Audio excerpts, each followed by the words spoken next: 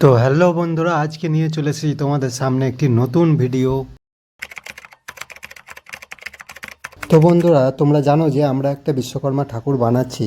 তো তার জন্যই আজকে চলেছি কিছু রং কিনবার জন্য, মোটু ও যা যা লাগে ওগুলো কিনবার জন্য সেই দোকানেই আমরা যাচ্ছি।